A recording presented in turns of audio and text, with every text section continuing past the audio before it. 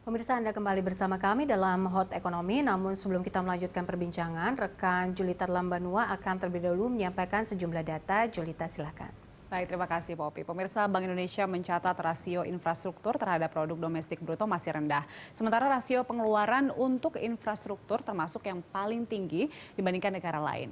Deputi Gubernur Senior Bank Indonesia Destri Damayanti mengatakan rasio infrastruktur terhadap PDB sebesar 43% masih di bawah sebagian besar negara maju. Selain itu, peringkat daya saing infrastruktur Indonesia ini menduduki peringkat 5 di negara-negara ASEAN. Mari kita lihat data selengkapnya pemirsa untuk daya saing infrastruktur.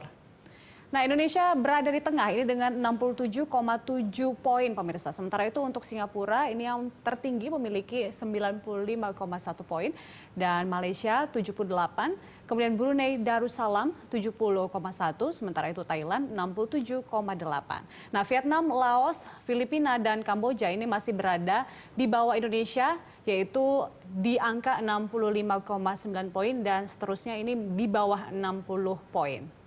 Dan selanjutnya pemirsa kita lihat anggaran infrastruktur. Nah, sejauh ini kita lihat anggaran infrastruktur pemerintah sejak tahun 2015 pemirsa. Nah, ini di angka 256,1 triliun rupiah pada tahun 2015 dan terus naik 2016 di 269,1, kemudian tahun berikutnya naik lagi ke 379,7, 2018 digenjot lagi ke angka 394 triliun rupiah.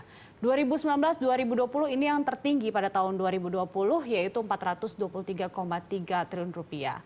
Nah, sementara itu untuk RAPBN 2021 direncanakan untuk infrastruktur berada di angka 414 triliun rupiah. Dan selanjutnya kita lihat bagaimana proyek infrastruktur kita.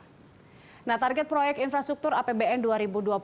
Kita lihat untuk pembangunan konektivitas yaitu sepanjang 486 km, kemudian ada untuk pembangunan bandara baru 3 unit, bendungan 49 unit, pembangunan dan rehabilitasi jembatan sebanyak 19.014 meter, kemudian penyelesaian rel kereta api 238,8 km, perumahan yaitu 5.348 unit, dan rumah khusus 2.000 unit.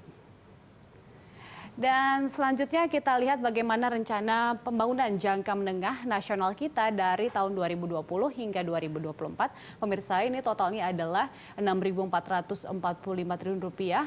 Untuk APBN-nya sebesar 2.385 triliun rupiah atau 37%. Kemudian untuk BUMN sebanyak 21% atau jumlahnya itu 1.353 triliun rupiah. Untuk swasta 42%, 2.707 triliun rupiah. Ya, itu dia sejumlah informasi yang dapat saya sampaikan terkait dengan infrastruktur. Kembali ke Poppy. Baik, Julita, terima kasih. Pemirsa, kami lanjutkan Hot Ekonomi usai jeda.